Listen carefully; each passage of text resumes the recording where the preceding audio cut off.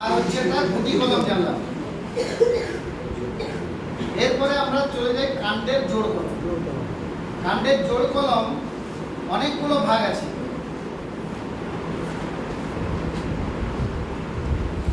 কাণ্ডের জোড় কলম অনেকগুলো ভাগ আছে, বিভিন্ন গাছের ক্ষেত্রে বিভিন্ন করা হয়।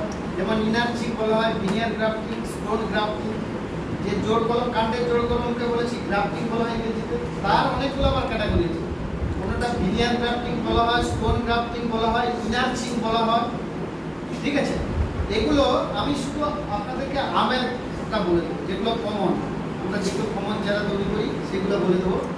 আমের ক্ষেত্রে কি করা হয়, এই আমের ক্ষেত্রে ভিনিয়ার গ্রাফটিং হচ্ছে মানে কলম করার পদ্ধতি। Veneer veneer veneer VENER ভায়াসি দন্তনাসি অন্তস্থেকার। এতে কি করা হয়, এতে গ্রাফটিং এর সময় বা জোড় কলমের সময় আমি কি বলেছিলাম, দুটো আলাদা আলাদা গাছের জোড় লাগানো হয়। দুটো আলাদা আলাদা গাছ কি হবে, একটা হচ্ছে যেটা রুট সিস্টেম ডেভেলপ করবে, সেটা হচ্ছে দেশি টক জাতের হাড়ি গাছ, মানে দেশি আম গাছ। দেশি আম গাছ যেগুলো ছোট হয় সেগুলো খুব দেশি গাছ, সবসময় হাড়ি হয়, শক্ত সবল। তারা যে কোনো অ্যাডভান্স কন্ডিশনে অ্যাডাপ্ট করতে পারে। কিন্তু যেগুলো ভালো জাত, যেগুলো হাইব্রিড জাত, তারা একটু এদিক সেদিক ওয়েদার কন্ডিশন হলে সেগুলো কিছু ডিস্টার্ব হয়। কিন্তু তার ফলন ভালো, তার টেস্ট ভালো, কোয়ালিটি ভালো। তাহলে আমাকে সবসময় আলাদা গাছ, দুটো আলাদা গাছ, তার মধ্যে যেটা রুট সিস্টেম ডেভেলপ করে সেটাকে বলা হয় রুট স্টক। সেই গাছটাকে বলা হয় রুট স্টক গাছ।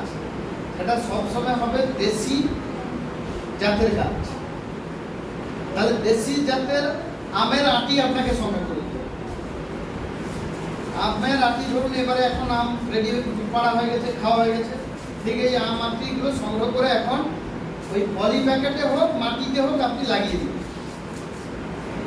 হলো দেশি আমের ওই রুট স্টকটা বাড়ছে। 1 বছর, এটাকে আপনাকে 1 বছর রাখতে হবে। এখন জুন জুলাই মাসে আপনি লাগালেন, ঠিক পরের বছর জুন মাসে বা জুলাই মাসে এই গ্রাফটিংটা আপনাকে করতে হবে।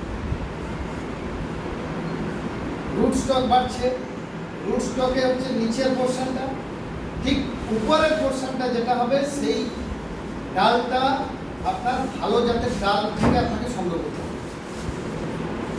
ভালো জাতের যে ডাল সেটা সংগ্রহ করতে হবে।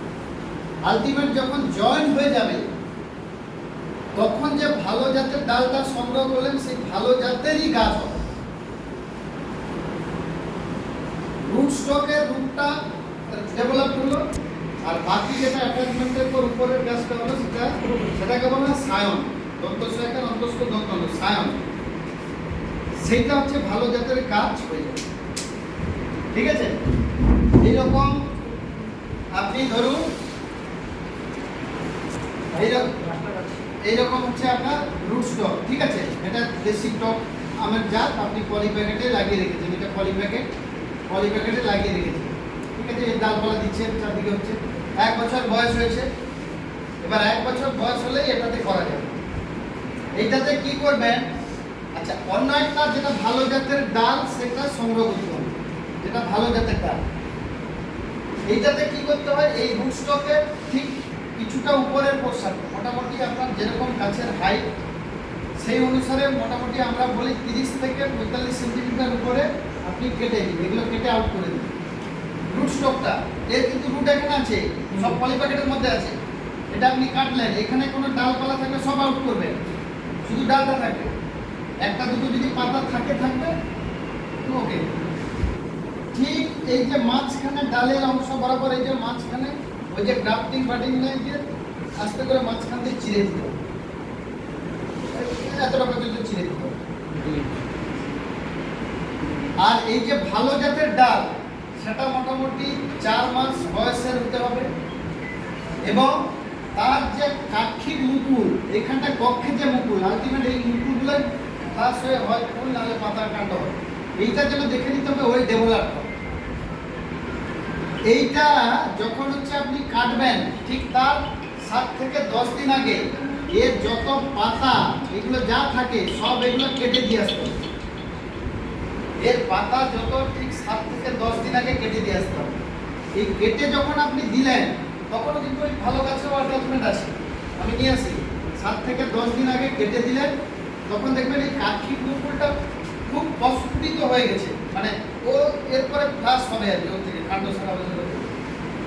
আপনি ঠিক 7 থেকে 10 দিন পরে এটা কেটে নিয়ে এলেন, সমস্ত পাতা পাতা কিচ্ছু নেই, শুধু কাঠি মুকুলটা ভালো আছে। এইখানে মাঝখানে যেদিন জুড়বেন সেদিনই চিরবেন, এই যে মাঝখানে চিরলেন, আর এইটা দু সাইডে তেরচা ভাবে কাটবেন। এখানে যতটা চিরেছেন ঠিক তার দু সাইডে তেরচা ভাবে ছুরি দিয়ে ছিলবে, তেরচা ভাবে ও কেটে দেবেন, ঠিক আছে? দিয়ে ওর মধ্যে ঢুকিয়ে দেবেন, ঢুকিয়ে দিয়ে এবার বেঁধে দিতে হবে।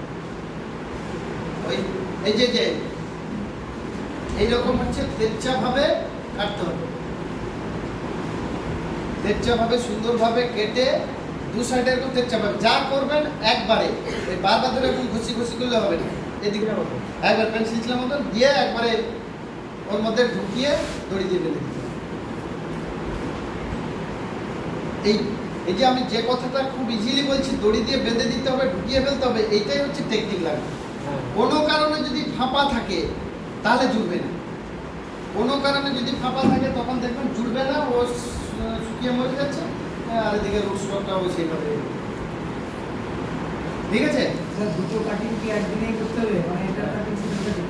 হ্যাঁ, কিন্তু তার আগে পাতাটা 10 দিন আগে কেটে ফেলে দিয়ে দিতে হবে, দুটো কাটিং অবশ্যই। কারণ এটা যে জুড়ে এই যে মাঝখানে এ ছিঁড়েছি আর ওটা যেরকম চিনছি, ওর একটা আঠা থাকে, আঠা থাকে, সেই আঠাটা শুকিয়ে গেলে কিন্তু আর জুড়বে না।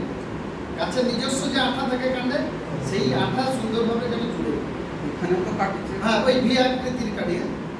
এখানে সে হরমোন দিতে হবে না, এখানে হরমোন সবসময় শেকড় বার করানোর জন্য হরমোন দেওয়া হয়। এখানে তো আমরা কোনো শেকড় বার করছি না, এখানে শুধু জোড়া হবে, এখানে কোনো হরমোন দেওয়া হবে, কিছু হরমোন দেওয়া হবে। এমনিতেই জোড়া হবে? এখানে অপারেশন, এমনি এমনি জুড়ে যাবে। এছাড়া দড়িতে কি প্লাস্টিক দিয়ে বাঁধতে পারি না? প্লাস্টিক নয়, সাধারণত কি করে ট্রান্সপারেন্ট পলিথিন পাওয়া যায়, ট্রান্সপারেন্ট পলিথিন, যেটা এক্সপান্ডেবল পলিথিন, মানে টানলে এরকম বাড়ে, পাওয়া যায় ওই নার্সারি একটু মোটা টাইপের, যেগুলো টানলে বাড়ে, দেখবেন পলিথিন টানলে বাড়ে, সেগুলোকে আস্তে আস্তে টেনে টেনে টেনে টেনে টাইট করে বাঁধতে হবে, টেনে টেনে টেনে টেনে টাইট করে বাঁধতে হবে। আমি ছবিটা পরপর দেখাচ্ছি। এই যে রুট স্টক ওর দু সাইডে এরকম কেটেছে, এটা হচ্ছে এই আমাদের এটা সান, যেটা ভালো গাছের ডাল, সেটাকে এরকম সুন্দর করে কেটে নিয়ে আসতে হবে।